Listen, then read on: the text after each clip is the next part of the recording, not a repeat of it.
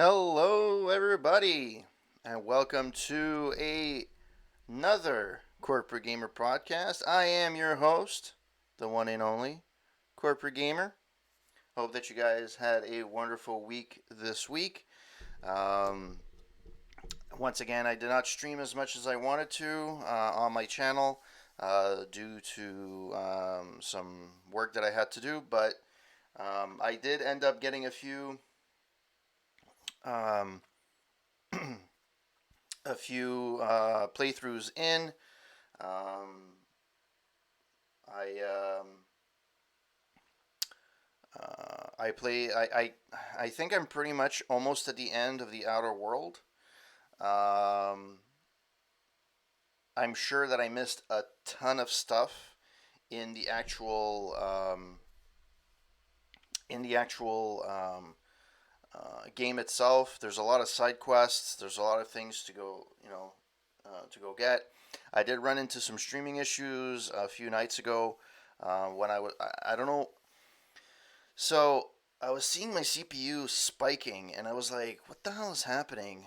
And I was like, I couldn't get it, and it seemed that every time I was going into an area in the game, and I'm not streaming the PC version, I'm streaming from my Xbox to my MacBook Pro, and it's a Windows partition, so I am using Windows. Um, I was seeing a spike um, in CPU usage, and I was like, "What the fuck is happening?" Right? Um, and then I was looking at my task manager, and I noticed that Google was eating up all my CPU. Like it's insane. It was eating up everything, and I was like, "What the hell? What is happening?" So, um, having said that, I tried to. So I just shut off my Google on what I was streaming. I was like, you know what? I don't need it. Normally, I used to leave it open just in case, like, I wanted to check how the stream would be going. And, well, it seems that um, that did the trick, at least as far as I can tell. It's still eating a lot of my CPU. Like, it does go up to 50%, but it's a lot better than 80, where I saw my game chugging along, like, really, really slowly. So, um, from that perspective, it looks that I resolved at least that part, at least for this game. I'm thinking also that the chugging of my game is also due to my Xbox. I thought there was frame rate drops, and there's a few games now that I've noticed that, and I think it's the Xbox itself, because I am playing on an original Xbox, and the original Xbox is a little bit old now, and I do have a 1S, but the 1S is in my living room, and I use it to stream and to play games in that room. But I might actually switch it up and see how that goes around. So that's been pretty much my week. I've been lackluster in terms of my reviews. I did review this week. Um, Foxy's channel, Foxy Loxy. I went back and started doing my reviews again for my favorite Twitch. I had done a bunch of them. I think the last one I did before that was Engineering Gaming Nerd. I did Avante, Wasteland. So I have to catch up. There's quite a few that I need to do, but I was thinking that um, that would be that would be time to do it. If I end up, so I'm gonna try after this podcast to stream the last part. I think I'm close to the end of the Outer Worlds and do a mini review like I normally do. So I'm hoping that I'd be able to do that, and yeah, let's see how that goes.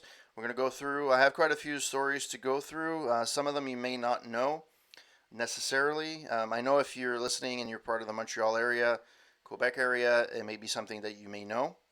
But other than that, it may be some things that you may know. And the second story, so let's go through the. I'm getting ahead of myself. So let's go through the story. So the first trailer of the week, it's not really a trailer because I didn't really see a trailer that I really liked. However, um, I did like to focus on a channel that I've been looking at for a very long time. He has a lot of followers, and he's very entertaining. I like all the videos he does. Um, I know that the his acronym is LGR, which for Lazy Game Reviews, but he doesn't do as much gaming reviews as he used to. He does more hardware at this point in time. But having said that, it's still a very entertaining channel, and surprisingly, he's been doing it. I think this was his 10-year anniversary this year, and he keeps bringing up some new episodes ever so often. It's insane. And I'm sorry if I'm yawning a lot. I really apologize. Um, but yeah, he does a lot of really like cool hardware.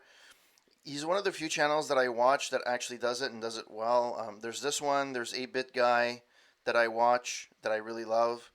I find 8-Bit Guy is maybe a little bit less charismatic. He's more here are the facts. This is what I did and whatever. Whereas LGR has a bit of that charisma on screen.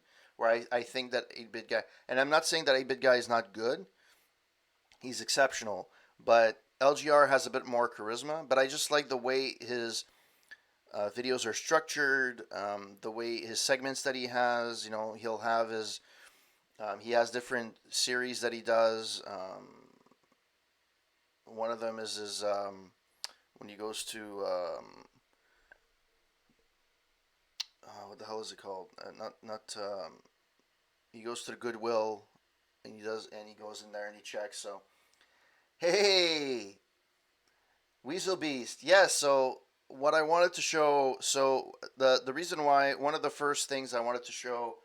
It's not a trailer per se, but it's something that I've been watching for years, and I mean he doesn't need any promotion, especially from me. The fact that I'm not that big of a channel, um, but he's an awesome. He is really really cool. I like his charisma. I like the topics that he brings on. He does gaming reviews from time to time,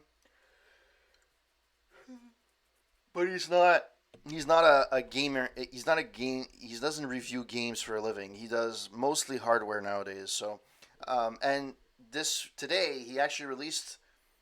It's one of these quirky freaking like he he did like Doom on a calculator. I think it was on a Texas Instrument. Um, yes. Well, one guy I don't know when you caught me, but I actually also like 8-Bit Guy. Um, I just find that 8-Bit Guy doesn't have as much charisma. I think he is like, here, this is what I'm doing, and this is the facts. Um, but I love LGR. He's really cool. And before I continue, I want to say thank you to whoever's hosting me. So Bidbag Bizarre Gaming, Wasteland Ruckus, PK Theater, Engineering Gaming Nerds, Psychosis, Still the Bad Guy Gaming, Mr. Garf 1988, Gallows Adler, Dan Etienne, NSMF, Twisted SMF. Thank you so much for the host.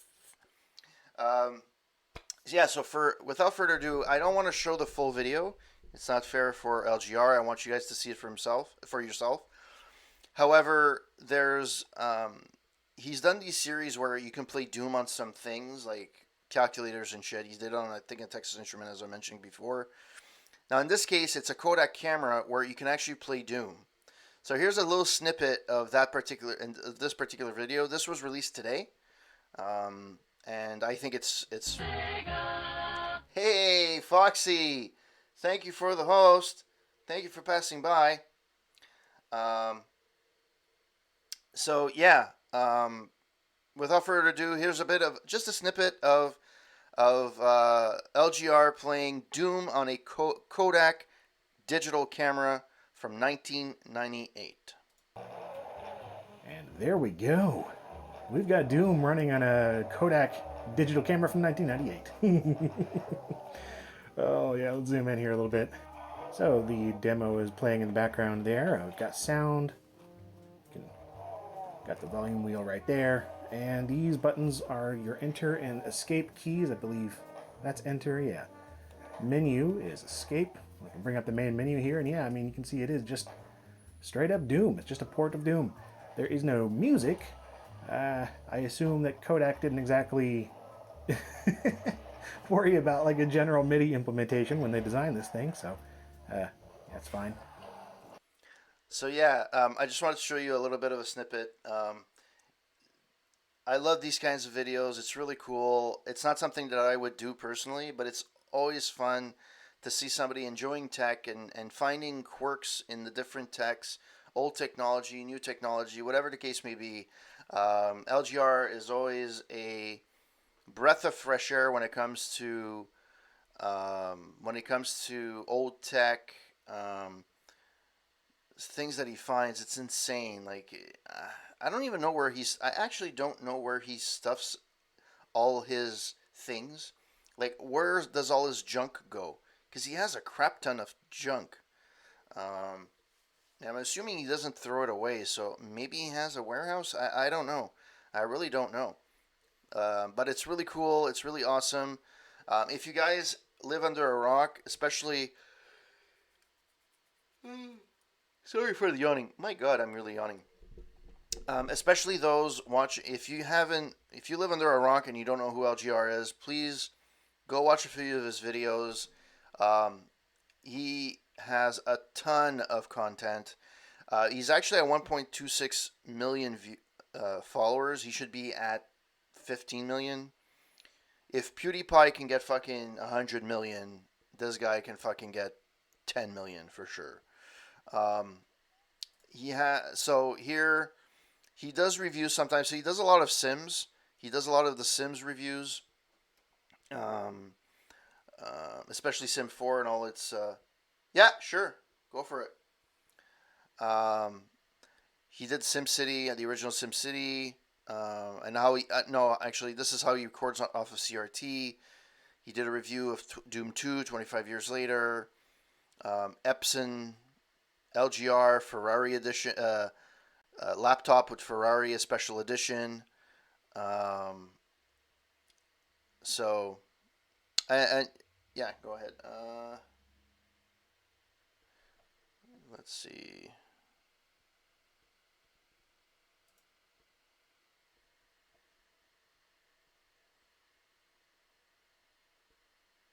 Yeah, this is the. Yeah, wasn't I just there? I think I was just there. I just wasn't there. Um, yeah, it's awesome. I don't know why it's. Oh, frick, freak indeed. I just realized that now. I assuming he never thought that this would be something he would you know um, have long term. But yeah, this is really awesome. If you guys want hours of it, his tech tales are really cool. He doesn't do it as often as he would like because they take a lot of time, and there are some of his longer videos because there's a lot of research to be done and so on. But they're really good documentaries, small documentaries. The one that I'm looking for in particular is these are his game reviews, popular uploads, creative playlists. Um, that's not what I want. What the hell? He does the. I forget the name of the title, but he goes to thrift stores.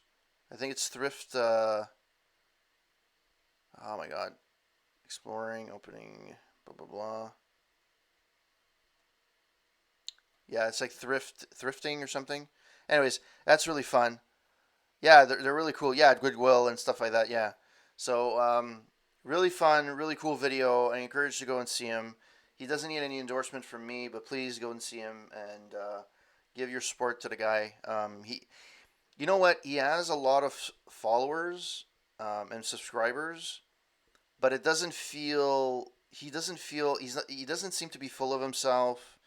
Um, and I think I'm going to start doing, and I started doing this on my written reviews, where I had recommended my YouTube gaming channels that I was, and he's part of that, and it's a small community for games. There's a lot, no, there's AVGN, LGR, Metal Jesus Rock, Gaming Historian, and there's a few others as well, and they kind of all mesh together really, really well.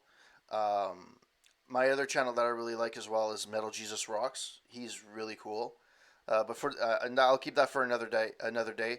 Now it was just for LGR. If you guys don't know who he is, please go check him out. If you like him, give him a sub. Really cool guy, really awesome. And if you even like him even more, uh, you can support him on Patreon.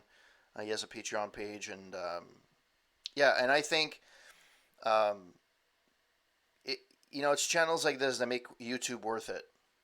Um, they're all slightly different. So, like the gaming historian, I always considered him as being the what the hell? Ken Burns of gaming. Yeah. Um, he does the documentary stuff, either small or big. Even his bigger one, the one on Tetris, is really really good. Metal Jesus Rocks is different. He doesn't actually have anything scripted. He just goes based on what he feels like doing, and he just does a video on it, which is really cool. He has a Patreon as well. AVGN, you know, the guy's a legend at this point in video games and nostalgia and stuff like that. Um, and what I like about like a lot of some people complain that he doesn't do enough AVGN videos. He does Cinemassacre stuff and he does other things other than the main show that got him popular. But I like it because he actually does other things that keep the channel fresh. Like his rental videos now that I actually enjoy quite a bit. Um, Now you have also Mike Matai that actually does the gaming reviews as well. He does the streaming. He does a lot more streaming than James does. So it's a whole team effort, and you're starting to see a little bit more characters on camera now. Um, so it's all part of the stuff that I like to follow. You'll see here things that I like to follow here. Um, some of them are outdated, but we're gonna go through each and every one of them eventually. But right now, LGR is my go-to. Hey, CoinOp, welcome to the stream. I don't know. I'm so used to pointing this way. Yes. Um, so we'll see how everything goes with his channel. It's been 10 years he's been on. This channel has been on for 10 years, and if you think about it, these guys don't really take any time off. They really don't. They take maybe a few weeks a year, if any. And they produce one video a week for like 50, no, for most of these, for 54 weeks. The only one that doesn't release videos as much, because there's a lot of research that goes into it, is probably the gaming historian. Um, but everyone else, and to do it for 10 years straight, man, that's a lot. That's a lot of poop. Um, yeah, so that's it. That was only the introduction. That took me 22 minutes. Yay! Uh, on LGR and how much I like LGR. And yeah, give him a follow if you guys don't know. I'm sure most of you watching are currently, you know who he is. So, um, you know what? He got some really good. AVGN got some really big stars in the last like 6 months. He got Macaulay Culkin, 6 months to a year. He got Macaulay Culkin, Gilbert Gottfried. He got the original creator of the Pepsi Man, or the guy that played in the Pepsi Man game. I think it's one of those. Like he got some good guys. Like, and I don't know if he pays them or they're doing out of the goodwill of their hearts, but it's impressive. You know, like a YouTube video, a YouTuber making a living out of making videos.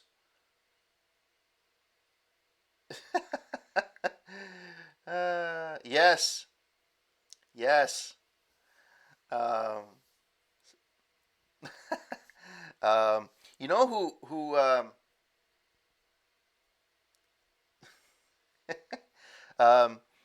yeah, he does a lot of unique things, and that's what I like. His creativity, the things he likes to think outside of the box. It's really cool. I really like it, and yeah, I think that it could do. It'll be a topic for another podcast. But yeah, if you guys, I just saw a bunch of people just watching right now. If you guys like LGR or don't know who LGR is, Lazy Game, yeah, Gaming, Lazy Game Reviews. There we go. Go watch him, and if you like him, please sub. You won't be disappointed, especially if you like old tech. He's your guy.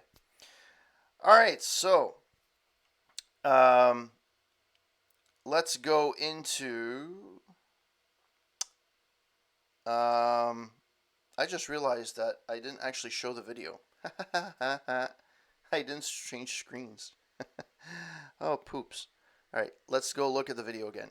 No, that's not here. Let's go here. Doom. So the demo is playing in the background there. We've got sound.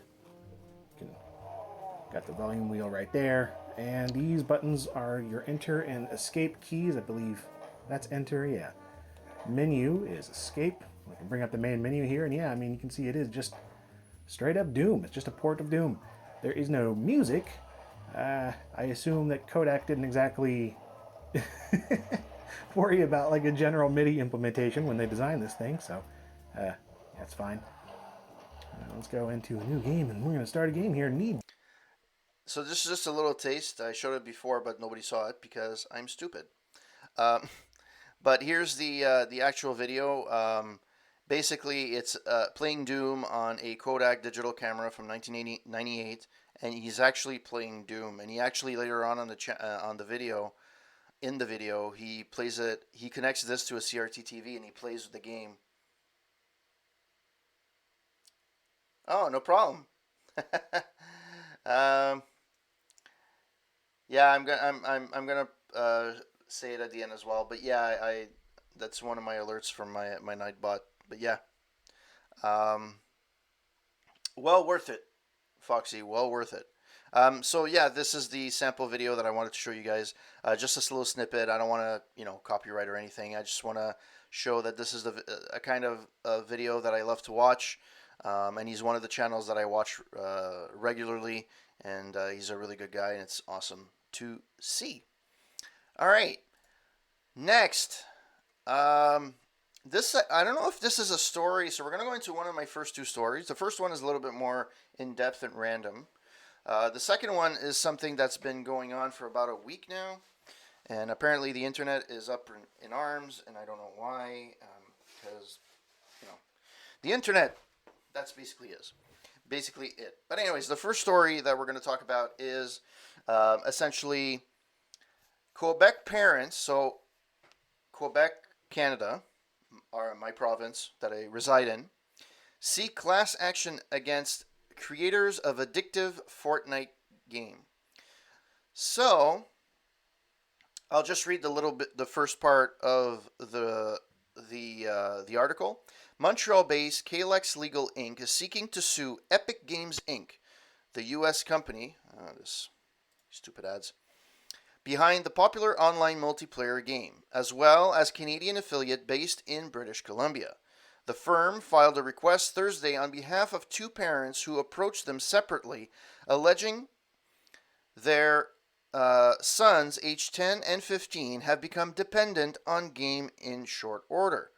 Their case likens the addiction to a drug addiction, noting that the World Health Organization made a decision last year to declare video game addiction or gaming disorder the disease. And this is, and I wanted to talk about this because I have kind of mixed emotions about this, to be honest.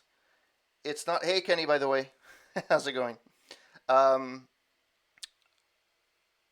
the the thing about this is that I think it's last year, or a couple of years ago, the World Health Organization declared video game addiction an actual disease, and I expected more of this, to be honest, to happen.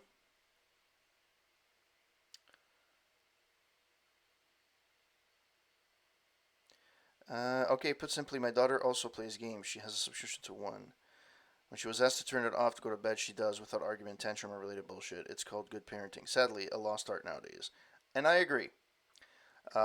People, one of the teaching methods, um, parents have done, like, full disclaimer, I am not a parent. I babysat. I've done a lot of different things, but I am not a parent. Um, however, I don't know, when I was a kid, my mom would, after a couple of hours, say, off the TV, off the games, and go. I was pissed because I wanted to continue playing, but I wouldn't like I understood it was just part of being a parent, right? I'm okay, fine, okay. I'm frustrated because I wanted to play, but it's not like I was addicted to it. I just wanted to play it. Um, and the thing is that where do you make it? Where do you stop? So you start with gaming. Okay, great. What are you gonna do with somebody that's addicted to their cell phone? Right? There's people that can't get away from their cell phone. They keep looking at the screen. Right? Um, um, what else is it could be considered addictive? Um, I could understand that in the mind, it's a little bit acts like an addiction. And some people are like massively. Well, of course. I mean, like at this point, do you like sue a candy company for making their stuff sweet? That's addictive, right? You went after cigarettes. Why not go after candy canes? Like at this point, there's no, and that's the thing. So that's where and again, it's coming from an opinion of a non-parent. But at one point, you have to stop to tell your kids go in front of the TV and watch a movie or play video games and just um, yeah, it is true.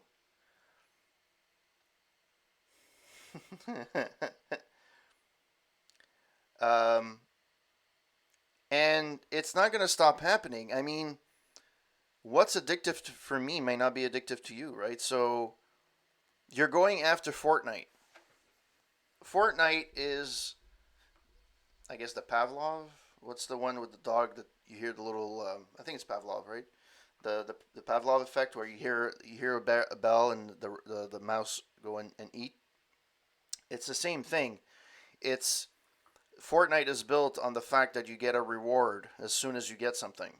So action equals reward, and then it's fulfilling. Same idea as action when you shop. It's the same adrenaline rush as when you go shopping or whatever. And as much as you would want Fortnite to die, as much as it kind of set the tone for a lot of these battle royale games. And to be honest, I'm not a fan of those in by any means, right? I'm not a multiplayer guy. I just like regular story driven games. To me, a game is it's like a movie. I just like it. Um, and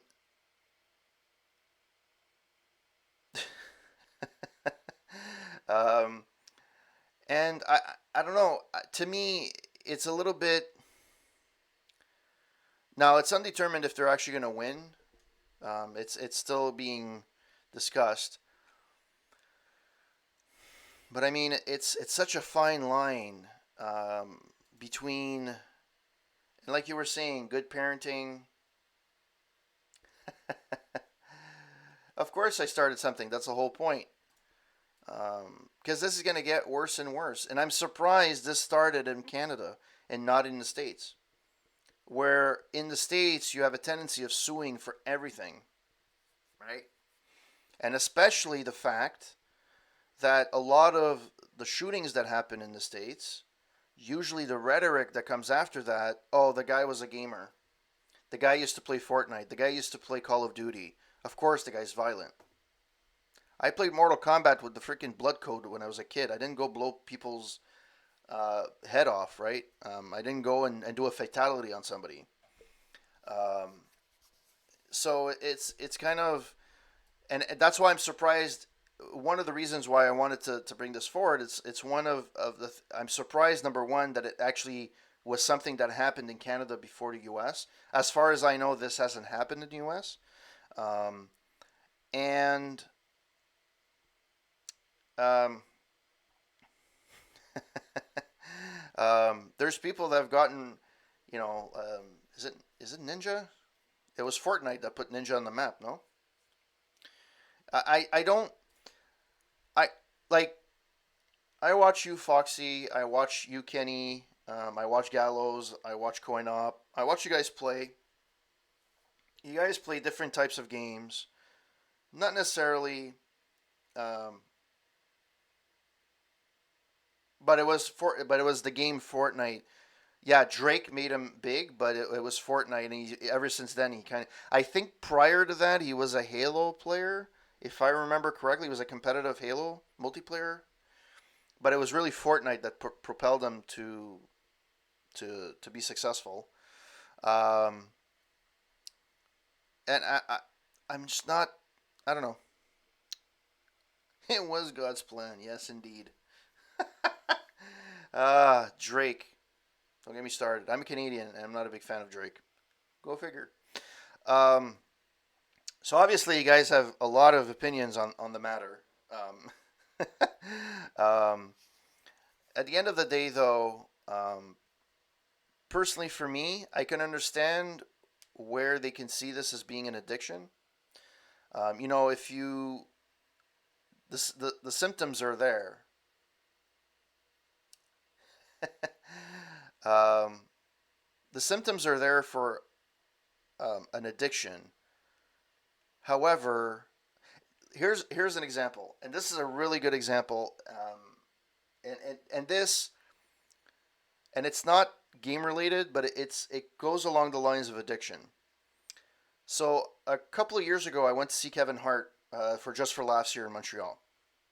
The big it was at the Bell Center, the big arena, 23,000 people. And during the opening acts before Kevin Hart, they keep mentioning over and over and over again during the main show, do not take any pictures. Do not be on your phone. If we see you on your phone, we will confiscate it and we will throw you out.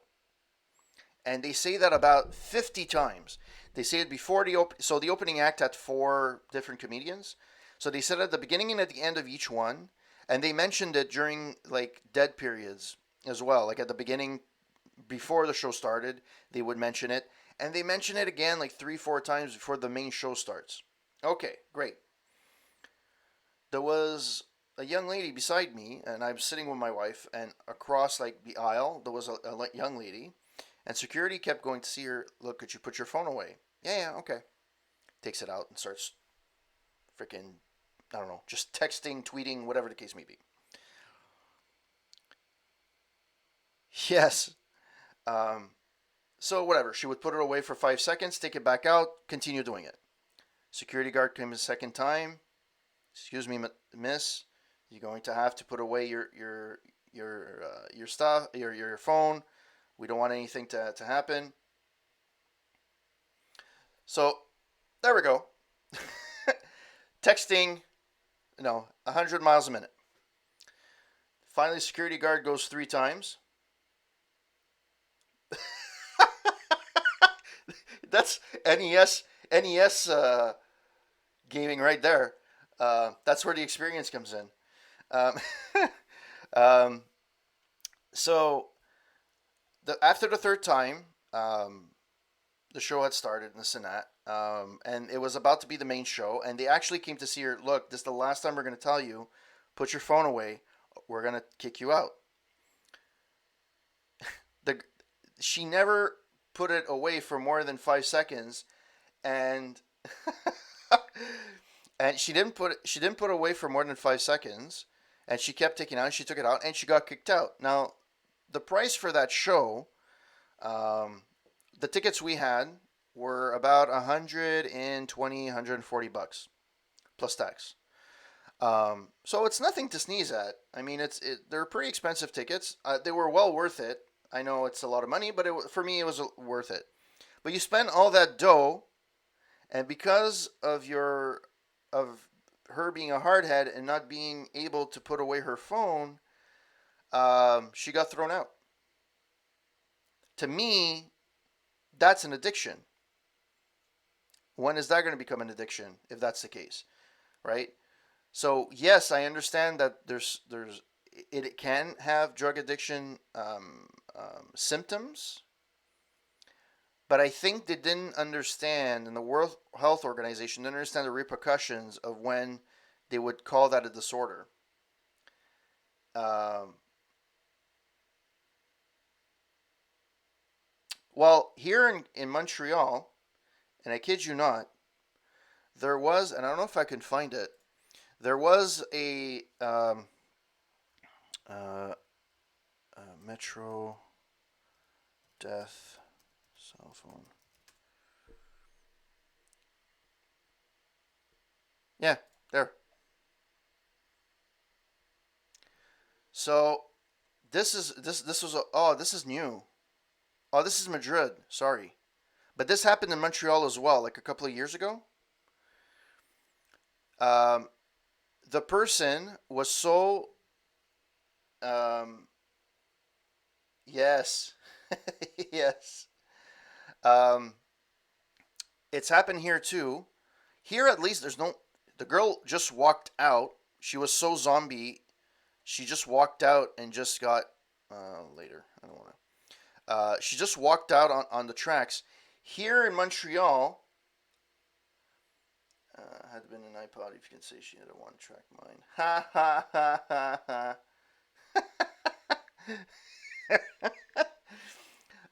Here in Montreal, she actually walked between two metro carts, two train carts, subway carts. I don't know how the hell you can do that. I've been I have these earphones, noise canceling headphones for years. That's all good. Um, and she just walked off into the tracks in between two metro carts. That's what happened in Montreal. There was another one where uh, there was one that was like this, and there was one she walked between two metro carts. In both cases, um, they didn't get there wasn't any repercussions. They weren't injured or anything, at least here in Montreal. But I mean, that's an addiction. Or the ones that keep playing Pokemon Go, or did at one point. They weren't looking where they were going. They kept bumping into people. I mean, seriously. Um, I mean, it's just. I know it's moving away a bit from the gaming drug addiction thing, but it's a similar thing. And where does it stop? You should have seen. You had like big crowds of people just moving through like Montreal, like a big city, blocking traffic at one point.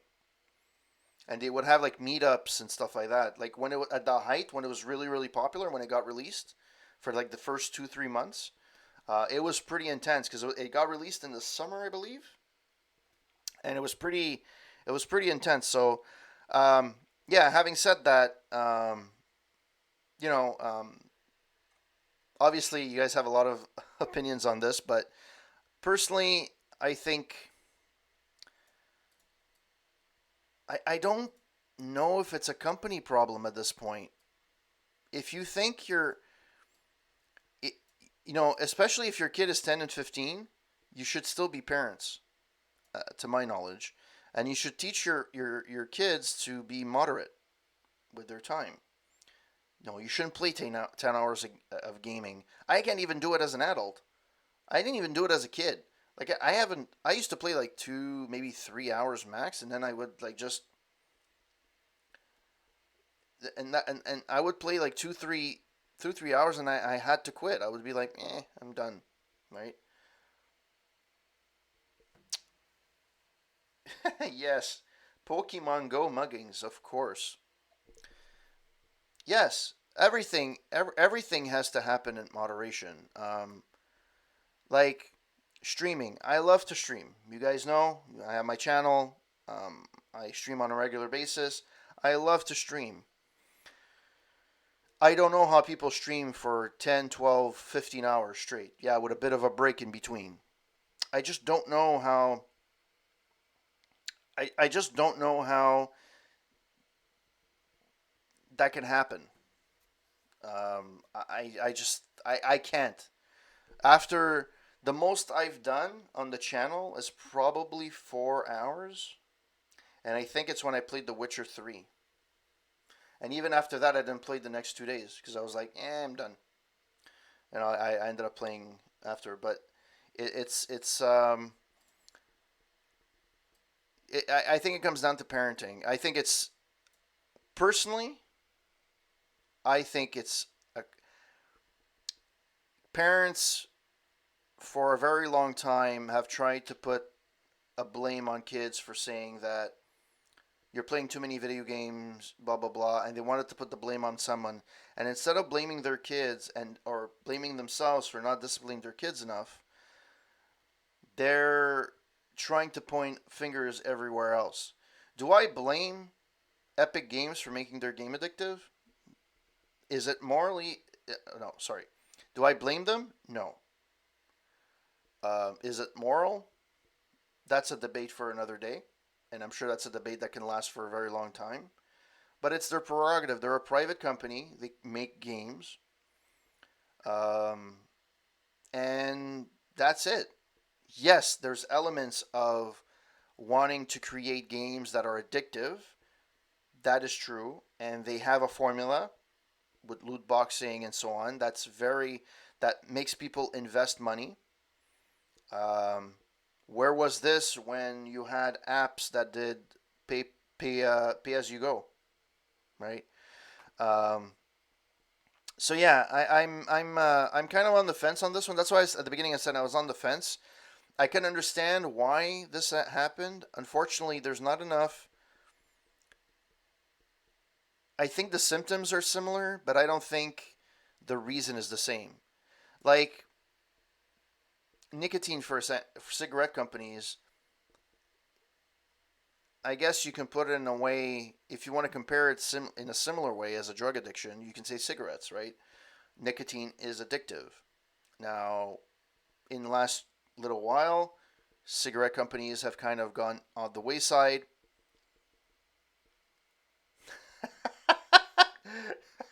Yes, you will see that very often. Um, um,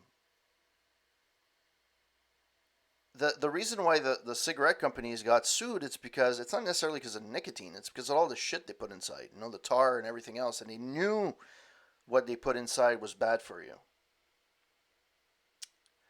Um, but I've done one for Kenny as well. I just haven't done a lot in the recent while, but I did it for Engineering Gaming Nerd. I did it for um,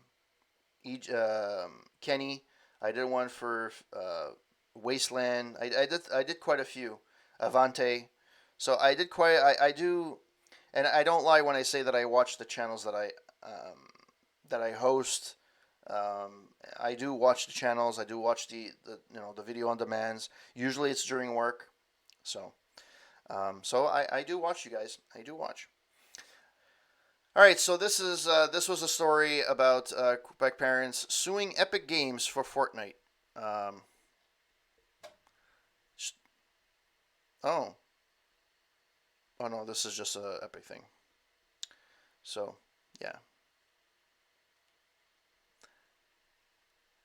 of two parents identified in documents only by initials, the parent of the 10-year-old said the boy started playing Fortnite last year and had accumulated more than 1,800 games since December 2018. I think you have to start monitoring your kids a little bit more. Just saying.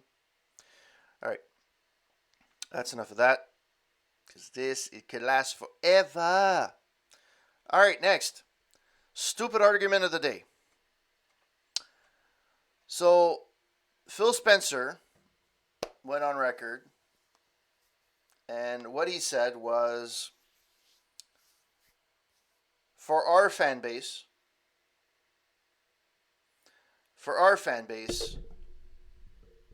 VR is not a thing. It's not super popular. The demand is not there. It's not as if people have been knocking down our door saying we want VR. PS5 came along. They kind of doubled down, going, "Hey, that's not true. VR is super popular and it's the future." I'm paraphrasing, of course, on both sides, but that's essentially what it comes down to. The internet kind of went, while we back PlayStation, especially the fanboys. Uh, well, this is the thing. So, like anything else, you can be black and white in terms of this discussion. Well, Phil Spencer said was not technically wrong. I am an Xbox owner. I have zero interest in VR. VR is not at a point where you can play it for long periods of time, especially for me. The latency is still an issue. That's what gives you the nausea and the headaches. And to be quite honest, from the experience that they had with the Kinect, they don't want to invest in that particular part of the market. They decided to invest in xCloud, Game Pass, other technologies. Yes, exactly. Now look at Sony. Sony, on the other hand, they went all in with VR. And let's be honest, it's not that bad. However, if you look at the overall popularity of VR, you will have the install base for PlayStation 5 Pro or not is about 100 million. The number of VR items, VR headsets sold for the Pro, I believe is hovering around 4 to 4.5 million. At least last that I checked. Um, that's not a very high percentage. That's about 4% of your fan base. And that's assuming that every game that comes out, they're all going to buy the same thing. So um, it's going to be half half in a sense that um, you know you're not everyone's going to buy your game. So out of the install base of 4.5 million, if you get a 20% buy rate, that's about what you're getting. So companies that are investing in this, while the 4 point last I checked was 4.5 million, not headsets, but 4.5 million VR bundles that they had with the Pro. Um, they sold at least the install base that's there. That's the last numbers that I saw, which is not a high amount, all things considered. So in a way, Phil Spencer is not wrong in saying it's a niche market that they're not willing to invest in. It's not worth it for them. They have technology that's on. They could have gone with the Hololens. They could have gone a lot different ways. They could have invested in a lot of shit. But to their credit, I kind of don't blame Microsoft in a sense of we're not planning to invest on that. That's not something that's super popular. Now, I don't know what the rest of the fans say, but that's the thing. That part of this is even there's an article from The Verge saying that even Alex didn't change his mind. Um, but they're not going to start investing in VR like now. The game, if they're not going to invest it by now, they clearly were not investing. So this is what he basically said. The Flashpoint was a comment from Microsoft's Xbox chief Phil Spencer, who reportedly downplayed VR as an isolating experience and said that nobody's asking for VR, at least from his customer base. The vast majority of our customers know that if they want a VR experience, there's places to go get those, he explained, though he also said nobody's selling millions and millions of VR headsets. For these reasons, the company isn't planning to support VR on its next Xbox console Combat Project Scarlet. Because everybody expected Microsoft to jump on the VR bandwagon, and they're not. Um, eh, it's to me, it makes no.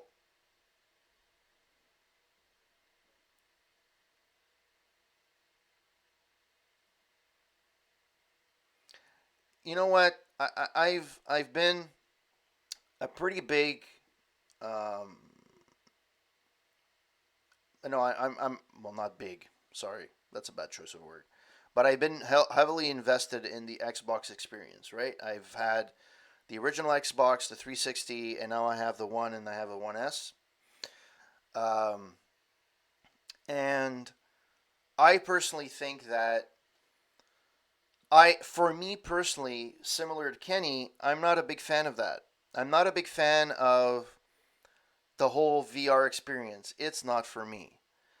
Uh, I remember here at the amusement park here in Montreal, called La Ronde, I had tried Doom in a 3D environment, and it kind of sucked. It was cool, but it kind of sucked at the same time. Massive latency. Hey YG, how's it going? VR is like the 3D and the 4K TV. The 3D TV were only in use very little. The 4K TV have content but very little. The same thing is going to happen to VR. To me, it always felt VR is a gimmick. It always has felt like a gimmick, and VR hasn't started now. Actually, I'm pretty sure I did this. I know it's a cheap plug, but I'm pretty sure I did. It's still here, but let me check. I had done this whole series on the history of VR. Uh, my website's starting to be a little laggy. I have to fix it.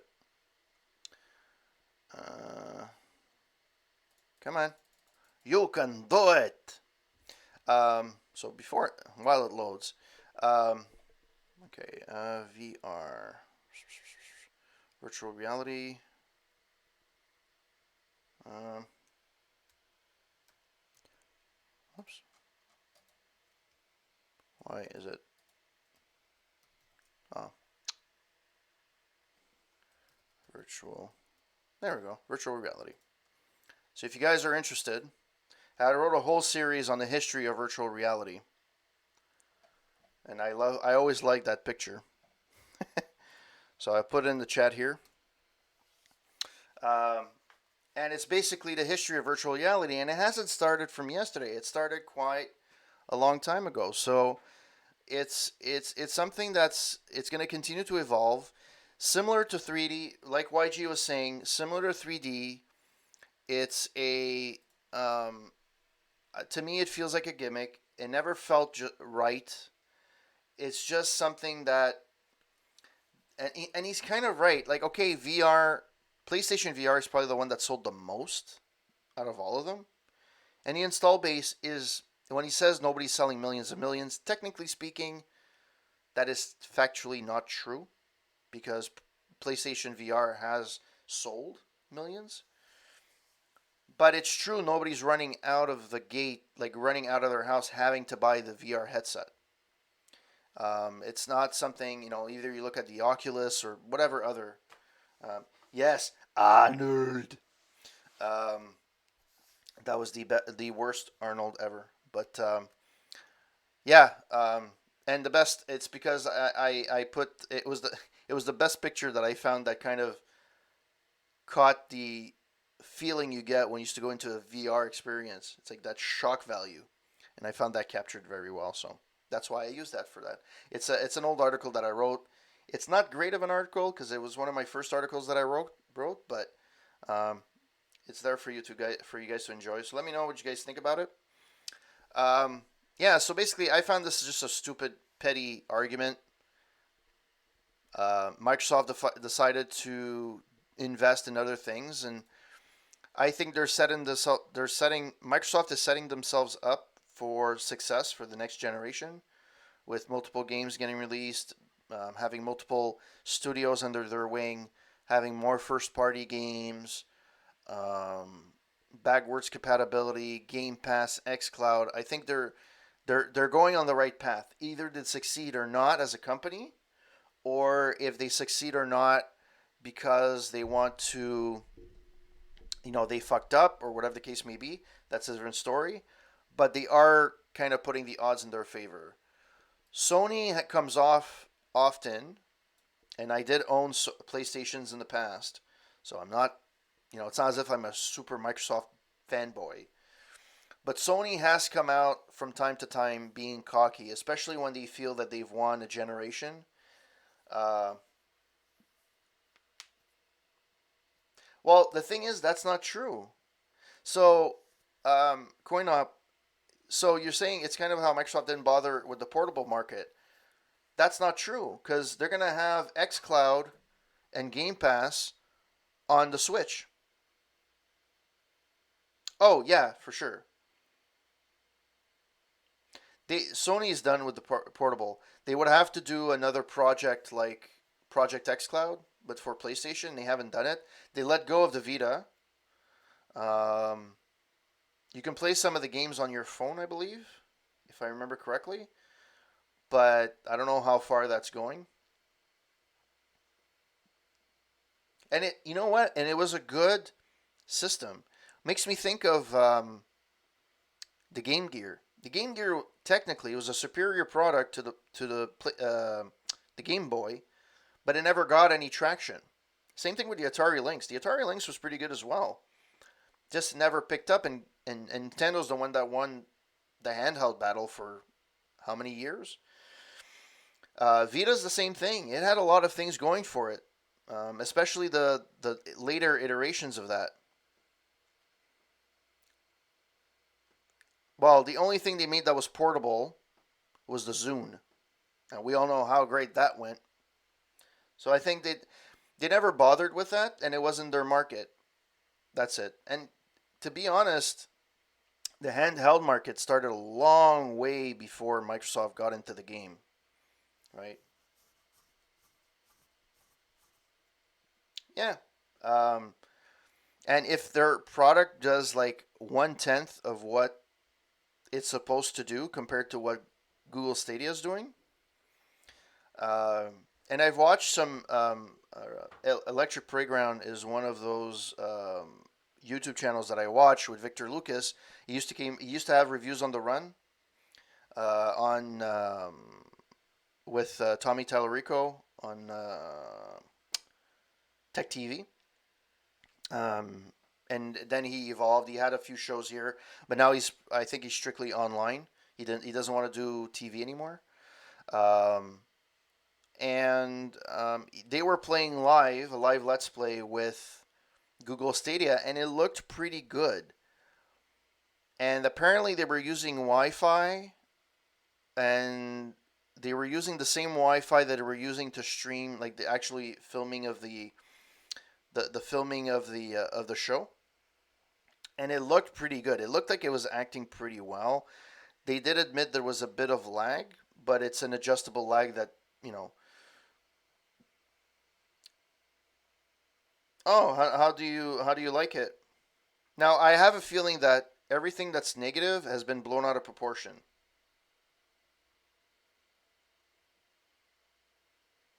I think when it first got released, which is normal, it's fine. I didn't actually. I'll go watch it. I haven't watched it, but um, I've seen a few people stream on it. It looked fine, but I think it's one of those products that I have to test for myself. I can't really know. Also, technology aside, they don't have a lot of technology. They don't have a lot of games out. So, oh sweet. I have to check that out. Um, so yeah, I have a feeling it's out, and it's possible the issues were on the first days, which freaking system does not have issues on first day. I kind of took it with a grain of salt. Um, I was very negative in terms of I'm waiting for the free option of Stadia for 2020. Then all I have to do. You know what? Like any technology, just wait 6 months to a year. Wait till all the bugs are out, and then start playing. That's it. Um, their idea is not bad. You can play anywhere. The problem is the thing about Google Stadia. It's not the technology side of things necessarily that's horrible, right? The lagging issues, stuff like that. They have the technology. They're gonna get through it. The issues is with lack of games, bandwidth issues. Especially if you have a data cap. And if let's say you want to play Stadia on your phone and you're on LTE, from the first, there's a few channels that I watched that were checking the amount of bandwidth that it was taking in. It was for an hour of playtime at 1080p, I believe. It was 8 gigs of data that was being used, which is more than an hour of Netflix 4K TV. Um,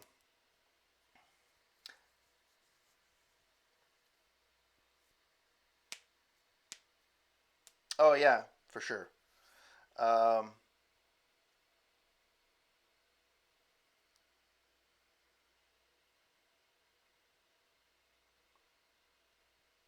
but that's the thing. So the games, so you have this is where I think Microsoft has an edge. Microsoft has an edge in the sense of you have Game Pass. So basically, anything on xCloud is anything that's on Game Pass you want to play. Great. You have the opportunity to download it. So if the technology sucks, you could always download it, which is great. Fine. Now the bandwidth thing, I think, is going to be a universal thing. You can't download or play.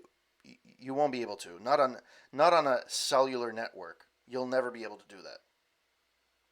Yes, exactly. That's why it uses more bandwidth. Um,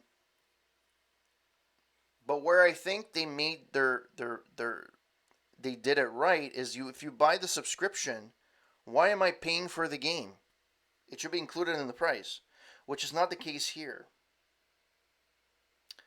So I think that Microsoft is positioning themselves for again for success. Time will tell if that actually happens or not, but I think they are. I've been wrong before. It's very possible they fail miserably. But to be quite honest, other than the launch of the Xbox One, anything that came out after the Xbox in terms of services, it's always played in their favor.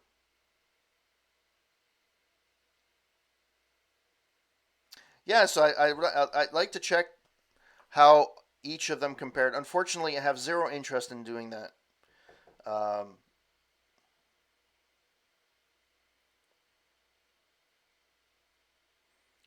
Ton of money compared to ending up buying a bunch of games that I have been. Well, um, the thing about Game Pass, it's a Netflix of games. The amount of games that you have on there that are top quality games is really insane. You have the trilogy of you had Dead Space, the trilogy of Dead Space. Um, um, so if you look at the whole package, um, you have Xbox Live with Gold, where you have 4 games a month that are free. Four already. Not always AAA games, but free is free. And I always download them regardless because I never know when I'll want to play them. So I download them all every month. Boom. The 1st and 15th of every month. Boom, boom. And I buy them and that's it. Uh, Game Pass for $10 a month. You can have the Xbox Game Pass, or you can have the ultimate one which includes PC for 16.99 Canadian. I think it's slightly cheaper for American. I think it's 12.99 or something like that. And that's an amazing steal. Yes, you don't own the game, but I mean, who cares? At this point, who cares? If you just want to play the games, the Outer Worlds, that's how I'm playing. I haven't bought the game. I just downloaded it straight from Game Pass on day one. It was released. Boom, downloaded it, and I was good. Actually, I was able to download it ahead of time. Thanks to Engineering Gaming Nerd for letting me know. I downloaded like 3 days early, and then it unlocked the day of, and boom, I was able to play. And it's one of the few, and that was a few games that didn't have any day one patches. It actually played the day that I played it, which was pretty cool. Um, well, exactly. So when you put all that whole package together, compared to the services that um, Nintendo puts together, or the services that Stadia puts together, or this or even PlayStation. PlayStation can tout all they want about VR, and yes, they're ahead of the game because there's nobody using it really. They have a known platform. Obviously, they're going to have a higher buy rate, which is fine. But the other services they had, they're not bad per se, but they're not top notch, right? And then Xbox came along, and they're like, "Well, we can do that," and they did it better. The only thing that kills Microsoft, and I think they got forced in that hand, personally, because in the they got pushed in the corner because they didn't have a lot of first party games, and they needed a way to put old games on there and have people go to their platform.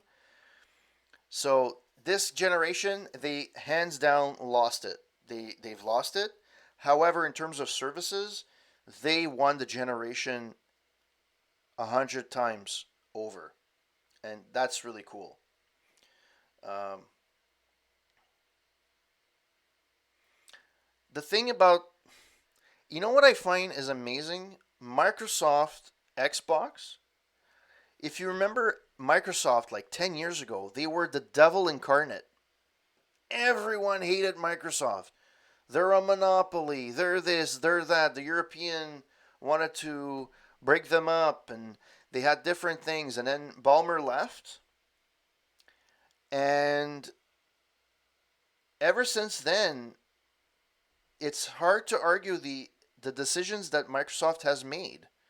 They have made flops, for sure. There's things that are head scratchers, like every other company.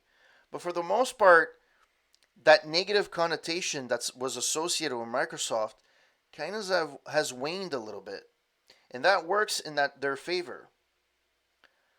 Google, on the other hand, they they're known for being people that give up on projects very quickly, pretty quickly, anyways. And why would people invest in a product when you're not fully sure? Like Microsoft's not going anywhere. You know that. PlayStation is not going anywhere. They're going to continue doing stuff until they can't anymore. Google, I think the thought was okay. They should have waited for a more mature product. But I think they wanted to get ahead of the game because they knew by next year, with the new consoles coming out, some of these may be eating their lunch. So, um, you know, we'll see how that goes. And I know we went off topic a little bit, but in case of this, I think it's I hate this term, but nothing burger. Um, it's nothing at all, and it's just Microsoft. They can't do everything, and Sony can't do everything. They chose a path, and that's what they're choosing, and that's what the products they're deciding to develop. Sony hit a niche with VR, which is great, and Microsoft is doing their thing. And I think their time will tell who's successful, but I think right now Sony has hands down demolished the console, at least the head between Sony and Microsoft. The Switch is probably going to beat up both of these by the time of the end of the cycle, for sure. I love my Switch. I just don't use it as much as I would like to. Yeah, exactly. Nothing burger. All right. So that was it for this particular story. Thank you guys for chiming in with your questions and everything. So this as the game releases between the 26th of November and December 12th. Let's see what's available. I haven't actually looked at this list. So 26th, you got Chameleon. These fucking ads, they're fucking annoying. Close ad there. You know, I actually got a takedown on YouTube because one of these ads were playing. Chameleon Switch, Pine Switch, Stranglehold PC, November 27th. Gemstone Keeper, Real Heroes, Story of a Gladiator, Widget Satchel. Man, Switch just mass produce games. They just release stuff. Either it's a port or whatever, it doesn't fucking matter. It's insane. Amazing Brick Breaker, Decay of Logos, Electronic Superjoy, Family Tennis SP, Indie Gems Bundle Explosions Edition, Kissed by the Baddest Bidder, Trainer Trivia, Nyan Cat Lost in Space, One Way Ticket, Professional Farmer, American Dream, Skittle, sorry, Giant Party, The Nightfall. That was I think if I remember correctly, it's a decent game. Trover Saves the Switch. These are all Switch games. Like there hasn't been any other, no, it's PC, which technically is not it's not a considered a console. So November 29th, Death Trap Dungeon Trilogy, Five Nights at Freddy's 1 to 4, Foxyland, Strike Force Kitty, Where the Water Tastes Like Wine, Xbox One.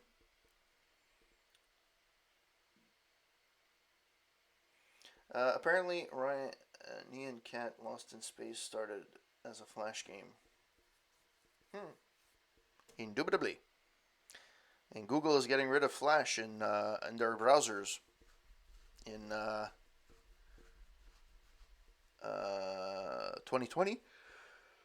December 2020, I think. That's fun. December 2nd, One Figure Death Punch 2. And that's it. That was a slow week. So yeah, these were the games that were released. Really nothing that interests me, really, right off the bat. I think the Nightfall is the one that's... I remember it being okay. I don't remember. All right, so those were the game releases of the week. Got the gaming stories out of the way, so now it's time for the general discussion. I know some of you are gonna move away. It's not game related, but I will touch on games as well because it kind of touches on the topics we just talked about with Game Pass and whatever. But I wanted to focus. So I did do a poll on Twitter about well, Safari said, I don't give a shit. They got rid of Flash, period. There hasn't been a Flash player. You can get a hack, but then again, if you're not on a Mac, even on a Mac, I don't even use it. I use Firefox. I use Chrome for Windows for whatever reason, but I use um,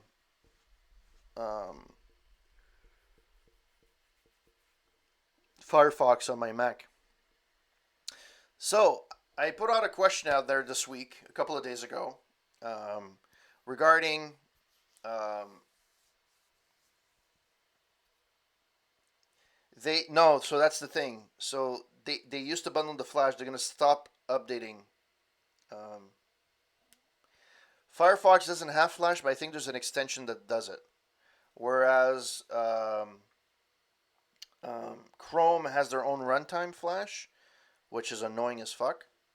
Um, but I don't think it's gonna do anything. Um, I don't think it's. I think it's their Flash entirely is just gonna stop running, so they're not gonna update the runtime Flash or whatever the case may be. But the runtime Flash does still work, or Flash runtime, whatever. Um, yeah. So early in the week, I asked a very simple question: what is your streaming choice for the holidays if other specify with replies? So I gave the options of Disney Plus, which is a brand new service by Disney, obviously, Amazon Prime Video, and Netflix. So by a very small margin, Disney Plus won with 44.4% of the vote, Amazon Prime Video 11.1, Netflix with 33.3, other, which was other, which was replied by with I think there was Kim. Why stream when you can just game all day?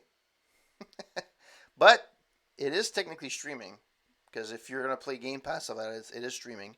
However, I do agree with her. She may not be using it. However, Death by Cows, Jonathan, he was saying it's been a mix of Netflix and Disney Plus. We watched The Irishman, dope as all hell. I've been watching Boy Meets World, so they're using both. Um, yes, exactly. I don't know how people do it personally to game and stream. I don't. I'm a Windows 95 type of guy. I can't multitask. It's one thread at a time. I'm too old to multitask. I would need to upgrade my operating system. Uh, yes, yes, indeed. So I'm going to talk about my personal experience.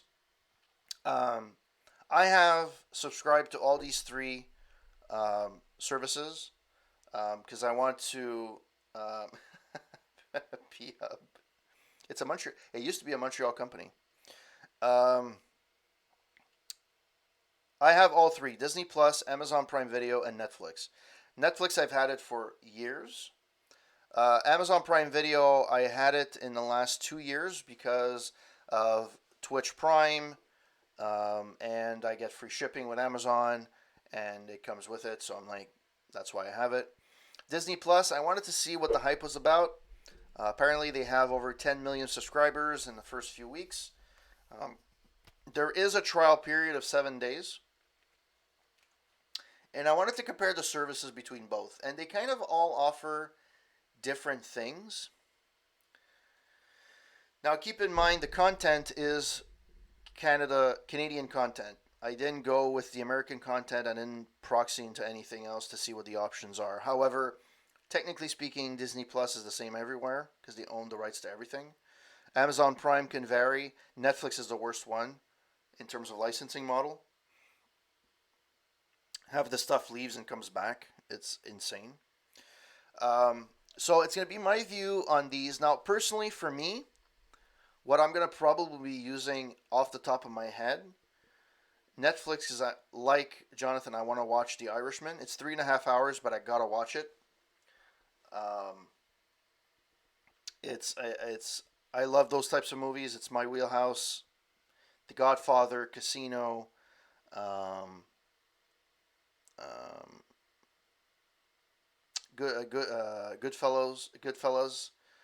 I'm all for it. So that's one that I really want to watch. Amazon Prime. I do watch it from time to time. There are a few original content shows that I like there. I also like some of their old shows. And Disney Plus is the new boy in town. Um, Basically, right now it's a honeymoon period for Disney Plus, and everybody's like going, "Oh my God, I haven't seen this in so long." Let's wait 3, 4 months and see how that works a little bit later on. Um, but now it is the honeymoon period, and I will go through each one, and we'll see what each offers. So Disney essentially has Disney, Pixar, Marvel, Star Wars, and National Geographic, with a few other things thrown in, with a few original content in there, made for the service. Um, the one thing that I truly appreciate, and I don't know if I see it here,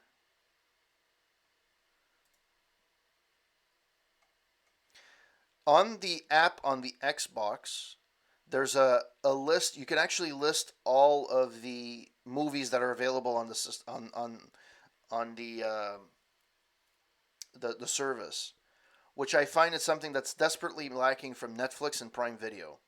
Netflix, like I don't mind the fact that you have like these groupings of originals recommended for you. I don't give a crap.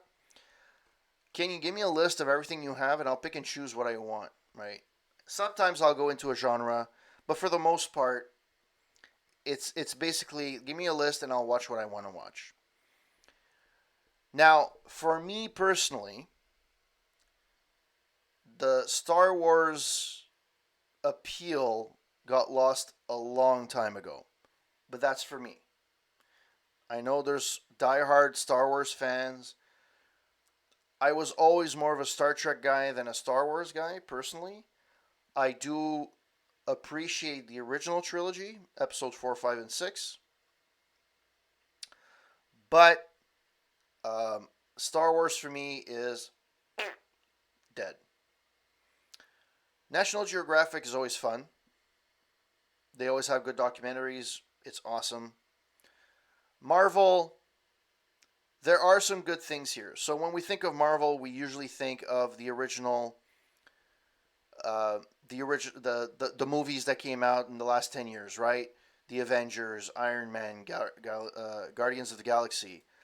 But they do have classic TV shows that as well. Spider-Man Unlimited, Spider-Woman, which is super old. Jeez. Silver Surfer, the original X Men from the 90s. Um, they have some really good Marvel cartoons. The Incredible Hulk. These are really good quality shows, and I think that's where they're adding a bit of value where they didn't have before. You have old shows in here. I don't think they list it, but you have the original Spider-Man as well. I think somewhere it's somewhere in here. Um, I'm assuming it's in here somewhere. I think it's this one. So you have the original Spider-Man. You have the one that came out in the '90s. I love it. It's great, awesome. Marvel through the years. So you have Spider-Man and the Amazing Friends and His Amazing Friends, which is really good. I personally really like that that particular um, series. So I think they have some really cool things here with Marvel. So I think here, although I may have gone a little bit on the Marvel superhero fatigue for a while, I think there's enough there to keep me entertained for quite a while with the old stuff. So that's a good thing. Then you have Pixar, which it's great for kids, right? And I think that's where Disney um, adds a lot of value um, to families and so on. They're very family oriented. That's where the value I think is. So they're going to pull on your heartstrings, at least from what I'm seeing, and I'm not taking this straight. This is not an opinion that I had. Somebody mentioned this to me, and they're absolutely right. At the time, I didn't know if that was true or not, but now I kind of see what they were going with. On Avante's stream, um, Death by Cows was actually saying, or they were saying, where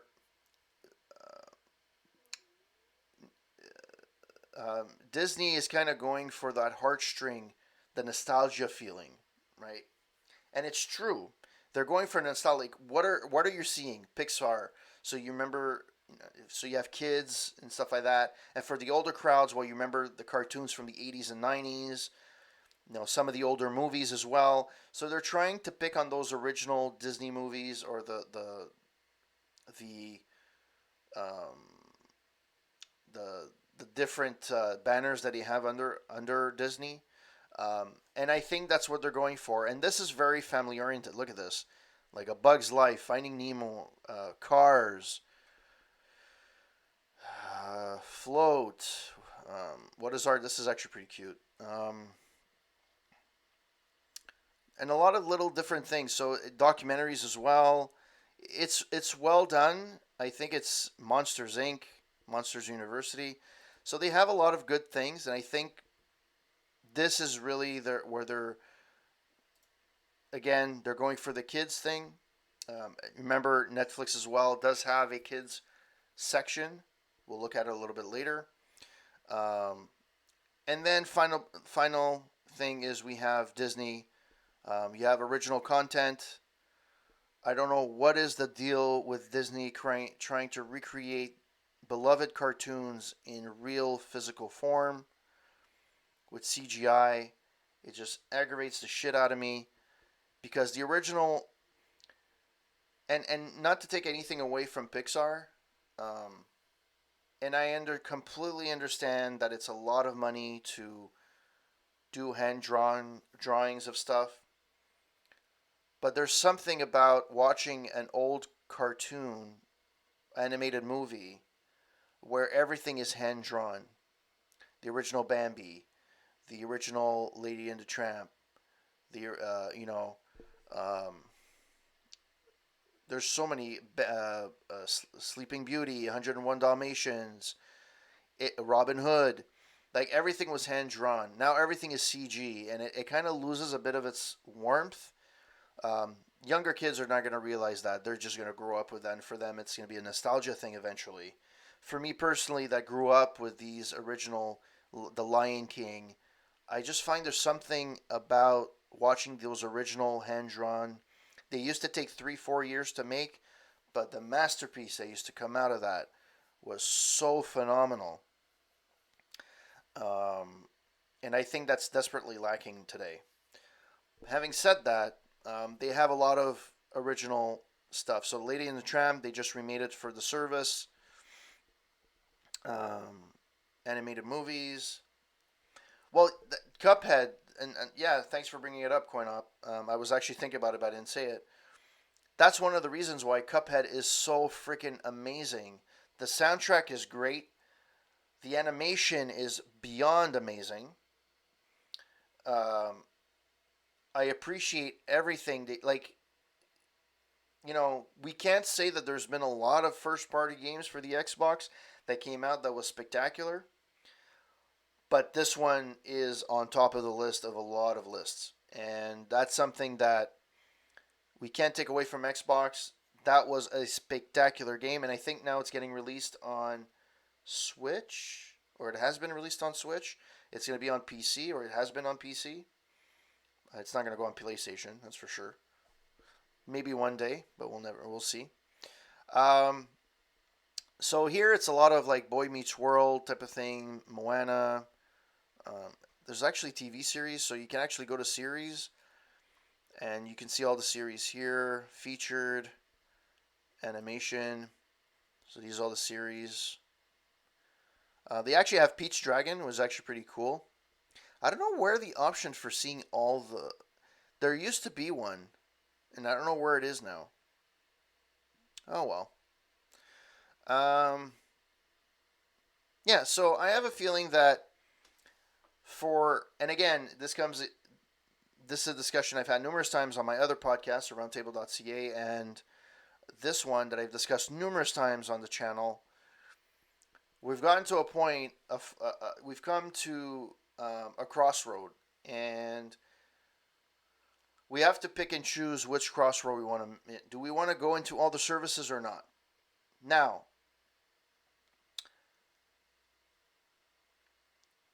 oh sweet, nice. I did not know that. Thank you, Coin Up. Um, so before we get into um, you know comparing each service, let's look at the other services as well. So my second choice was Prime Video. Prime, similar to Disney, but for an older crowd. So they are pulling on the heartstrings, but it's older TV shows, more action. They have original content as well. Unsolved Mysteries with Robert Stack, amazing. That theme song.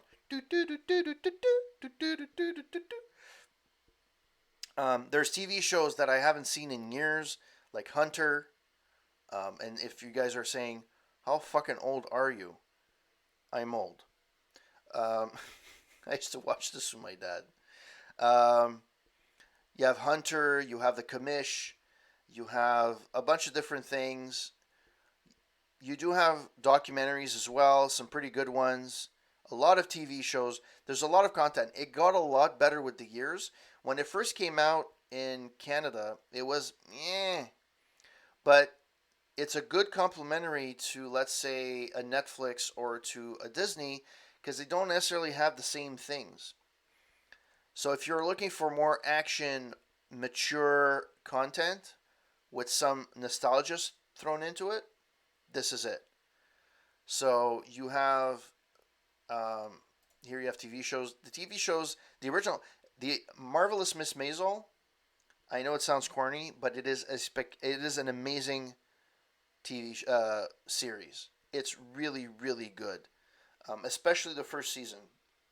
I thoroughly enjoyed the series. The Man in a High Castle is a high quality show as well. It's very good. I haven't looked at Modern Love. Bosch is actually not too bad. It's not. I expected better, but it's not too bad. Um, and actually, on Amazon Prime, I believe, Metal Jesus Rock is going to be, his videos are going to start coming on here. So YouTube channels are starting to come on Amazon, and I think it's a good thing. They're starting to do content And some older crowd may not you watch YouTube necessarily, but they may watch this, and that's where you can get the fans. So I think I appreciate that a lot. But there's a lot of good first. This is really good. Jean Claude Van Johnson, that is awesome. I think there's only one season. Yeah, it's spectacular. It's amazing. I love it. So again, it's a series that's for more mature audiences, maybe a little bit older. So that's good. Netflix is the tried and tested. How you Tried. doing, Jorg? The ice machine on five's not working. Pardon me. That's one thing I hate about. And I was That's the one thing I hate about Netflix with the auto video playing. Yeah. Well, he closed his channel last week, I believe. Last year, I believe, officially, and I think he's only on Amazon Prime now. Yeah. Um. So Netflix is the old, original, tried, tested, and true service that no, that was it became part of the vocabulary. It's the the Netflix of gaming. It's the Netflix of this. It has it's on everybody's tongue. Everybody knows what Netflix is. There's no dispute about that. However, number one disadvantage they have, and I don't know why Prime Video doesn't have this disadvantage, um, is um, well, number one, they play the audio videos, which I hate. They have licensing issues all the time. There's so many things that go on and off, on and off, on and off. It's just not. I don't understand, man. It's 2019. You guys have to figure out the licensing issue. Why can I watch Rocky in the States but not in Canada? I understand if it's one of those like, it's countries that have little regulation. We're pretty much the same fucking country in a lot of ways. Why can't we watch the same fucking thing? And especially now with the blocking of the IPs, you can't even watch what you want anymore, which is garbage. So, having said that, that's one thing that's going against them. Um, I think if Netflix still had the capability of using proxies to look at their content, I think that they wouldn't have this problem at all. They wouldn't have any problems because you would just stick with Netflix for the price you pay. You can have access to anything. All right, if you want to watch Rocky and it's not available here, boop, go to Spain. Oh, they have it on theirs. Great, watch it. Right, and there used to be websites you'd be able to check. Oh, it's playing on Netflix here, Netflix this country, and whatever, and you just watch it. Right. You don't have that luxury anymore, so that's a down thing. The first party content to me is not as impressive as it used to be. Um, they had so when they first started out, they had like some pretty good like the Daredevils and the Jessica Jones and Luke Cage and everything was pretty high quality. Now the first season of those were pretty cool. They were pretty awesome. And then they just came out with like a few series here and there, and it was just like, it's not that great. You know, uh, the budget is there. It's just the story is not as good as it could be. Um, and it kind of dwindled down with time. However, Who here feels stop it. Um, it dwindled down with time, and I think that yes, they produce more content. So I understand not everything can be amazing, but I feel the quality of the content is maybe not as high as it used to be. Now, they just released The Irishman, which apparently is amazing across the board. That's what people are saying, and I'm all for it. I'm happy for it. But, that's one amongst others. This movie is welcome to so another edition. it's so bad. It's not it's as a show Funny and Die is fine, but not as a movie. No. Anyways, so that's Netflix. And Netflix is kind of a melting pot of everything. doesn't feel like it has too much of an identity. There is a section for kids, so which they've had for the longest time. Um, and they have a pretty good selection of kid stuff, but they're not going to pull on your heartstrings, right? They're not going to pull on your nostalgia. You're not going to have anything from the Cartoon Network really here. You'll have Fuller House. You have Lego stuff. Like I'm amazed that Marvel Superheroes Lego is still on Netflix. To be honest, because I'm pretty sure that Disney was going to pull them all. So there's a few things here: the Karate Kid, the remake. Like they have they have some choices, but I feel that they're not going for the nostalgia necessarily. But they have some pretty high quality. But it's a melting pot of stuff, right? It's just a melting pot of information, of movies. There's no identity. They're not trying to grab a certain age group. It just kind of the try, tested, and true. Let's dip our feet in everything, and we'll take it from there. Okay, all right. So now that we kind of looked at each and every one of them, um, I have a feeling that so if I compare the three of them, I see the advantage of each one. Um, there is Disney Plus, which is for the nostalgia side of things. When you were young, the Disney, the documentaries, they're trying to hit a specific crowd. And I think out of the gate, they're hitting it. I just don't know how much they're going to be adding along the lines and how much they're going to grow the channel, right? Other than the first party um, movies that are going to be released or whatever the case may be, right? I don't know how they can grow the channel to an exponential. But now they're in a honeymoon period. You can watch a lot of stuff you watching when you were a kid between the 80s and mid 90s. Darkwing Duck, Chip and Dale's. They have Gargoyles from the mid 90s. Um, Doug. Um, Hercules. The Mighty Ducks movies. Here, Gargoyles. If you guys want to watch a spectacular TV show, Gargoyles. At least the first two seasons. The third season was kind of but the first two seasons were amazing. And you guys should definitely watch that. Um, so for me, I do find value in this. And Prime Video to me pulls my heartstrings a little bit because there's a lot of things I used to watch with my dad or I've used to watch when I was a kid, like Hunter, like Unsolved Mysteries, um, The Commish. Um, what else is there? Well, now there's just like they seem to just be repeating the same things over and over again. Um, 30 Rock is on there, which is really cool. Um, but again, I don't know if I would buy all three services because I at one point you have to pick and choose.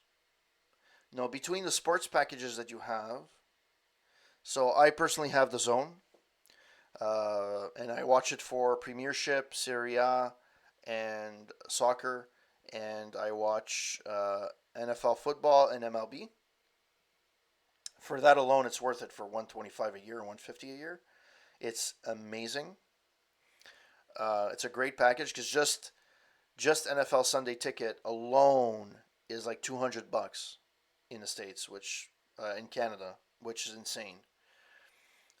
It's not a complete package, but if you have that, so if you're for a sports fan, you have that.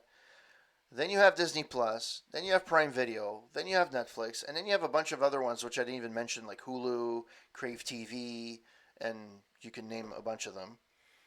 You have to start picking and choosing which ones you're going to want. And it really comes down to, at the end of the day, I don't think there's a service that's better than the other. There may be little things here or there that could be annoying, but I don't think there's a service that's really better here or there. I think it really, honestly, it comes down to preference. If you're somebody that's going to want more family oriented content, yeah, you can go with Netflix with the kids section, but Disney Plus is probably your way to go. Because if your kid gets in there without any permission, and they log in, there's no danger that they may randomly find like an X-ray or an R-rated movie. It's Disney Plus. Um, Prime Video is for a more mature audience. Not necessarily. There's a section for kids, but I mean, I don't really look at Prime Video for kids, but they do have some stuff. I just don't know. I mean, they have some things. They have Good Burger, I guess. Um, but I mean, who remembers Good Burger? But it's more of a. It feels more like a throwaway thing. They put it in, and that's kind of it. Um, so for me personally, I personally like Amazon Prime and Netflix. I use both. I think though Netflix is still my standard, at least until further notice. Amazon Prime has grown on me. I really, really like it. Um, there's TV shows I haven't seen in years, and I just watch it, and it's amazing.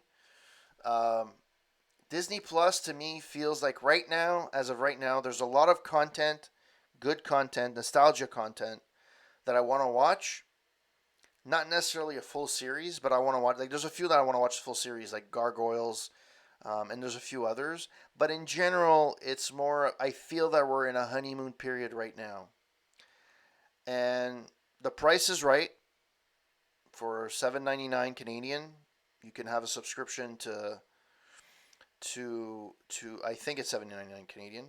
You can have a subscription to this service, which is cheaper than Netflix and Prime Video. But I think there isn't one kill all app. Like for the longest time, Netflix was the killer app. It was the one that had everything. You were like, I'm done. I can proxy if I want to. I don't need anything else. Everything. Well, that's not the case anymore. You can't really proxy. You can technically if you have a private VPN. Uh, However, it's dicey what works and what doesn't.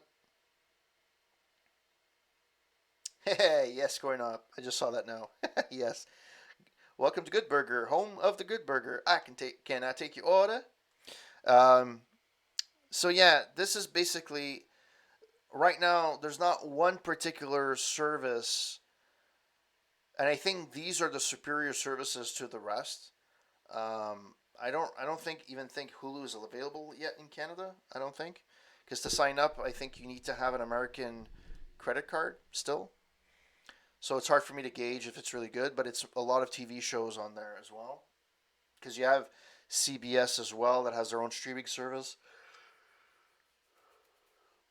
Anyways, I think these three are the top ones. Um, you Two out of the three is probably enough for what everybody needs. You shouldn't be sitting at your TV for longer than you know a couple of hours at a time. Um, there's a lot of content, but I don't think you know you should use everything. Especially if you have kids, I think you should go towards Disney Plus. If you want stuff from the 80s and 90s that are a little bit more mature, Prime Video, and then Netflix, which is the jack of all trades a little bit. So for me, it's Netflix and Prime Video. I know for others, it's going to be Disney Plus. And if I had to choose one out of the three, I would probably go with the hot ticket right now, which is Disney Plus. But I'm also disappointed because I would want to watch Netflix. So, because I want to watch The Irishman and stuff like that. So, you basically have to pick and choose and make similar to how it used to be back in the day when you used to pay for cable. I used to buy only the basic package and I didn't have all the TV shows. Well, that's basically what it is.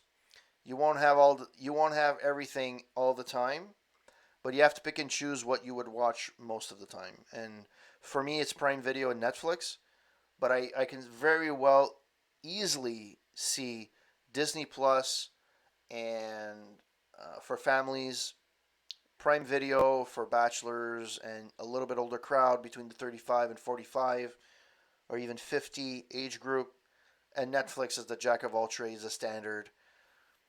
Which is, you know what? To be honest, it sucks that Netflix is kind of losing a little bit of the battle with something that they initiated and they started.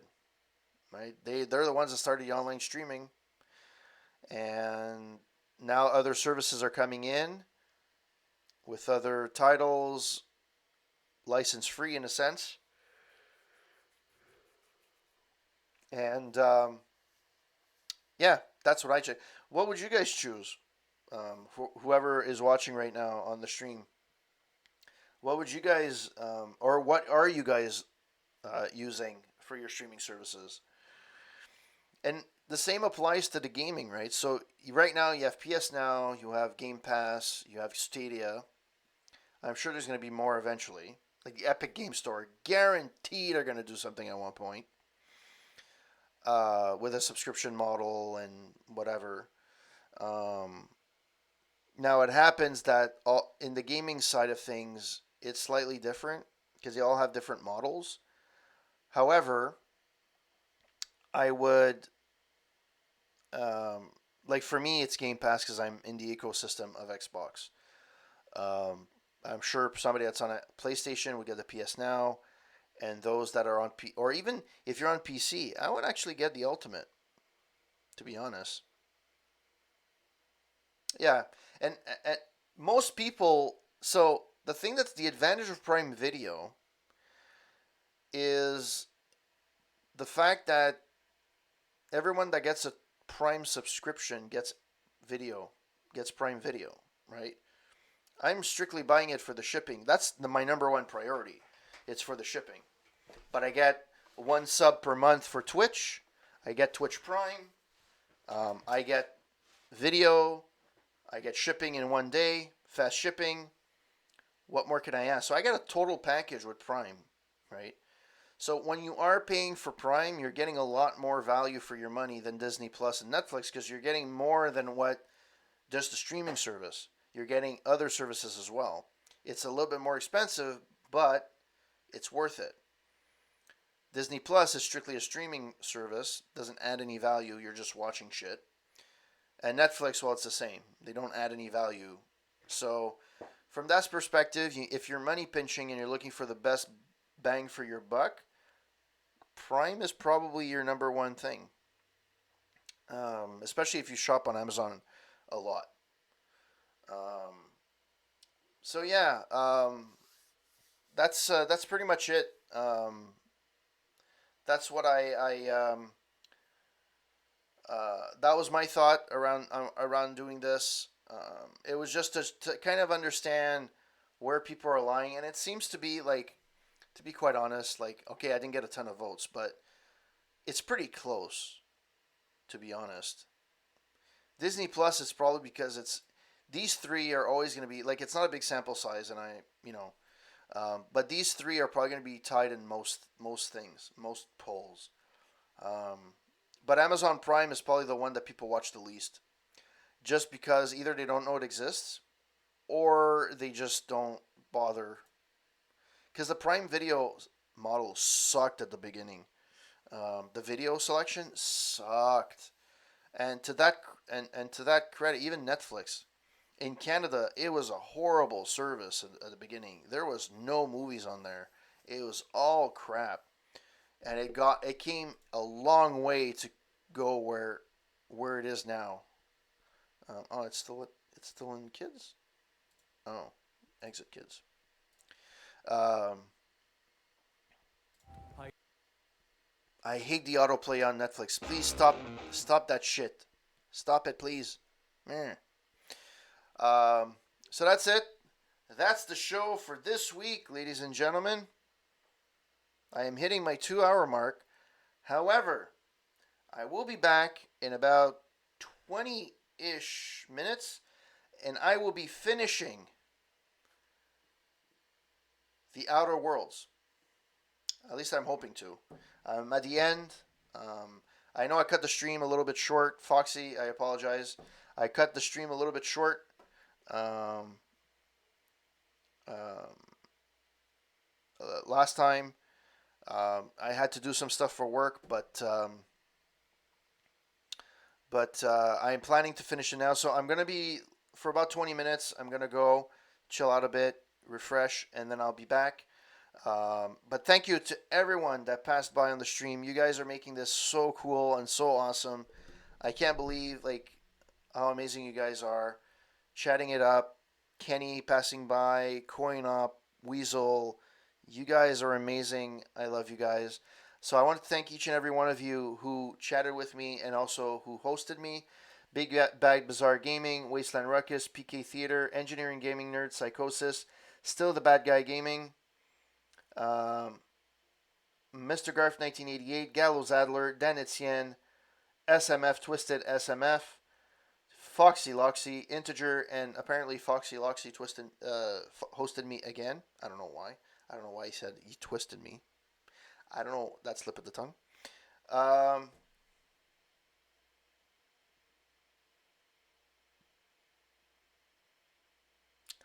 I'm about 45 to 50 hours in. So it is a game that's takes some time, especially if you take the time to explore the worlds. It's pretty. It can take. There's things I didn't even unlock, and I'm at the end. So like it can take a long game if you take your time. Um, I want to thank everyone that passed by to chatting it up tonight. Weasel Beast, Foxy, Coin Op, Kenny, YG, um, Integer, obviously, because you just you just popped in. Thank you so much for chatting it up, keeping me company, keeping this entertaining. And don't worry if you guys cut me off during my stream. I love the fact that you guys cut me off, and you guys are engaged, and you know, as long as you guys keep coming back, I mean, keep doing this stuff. So I just want to say thank you to all you guys. You are amazing. I will be back very soon, in about 15 minutes or so. I'm sure CoinOp, you're going to be streaming on your channel. I'm sorry if I'm going to overlap with yours, but good luck on your stream. I think you're going to be streaming Arkham Asylum again, on Game Plus, for Game Plus, I think, mode. So thank you so much again, and I shall see you in a little bit. All right, guys, have a good one.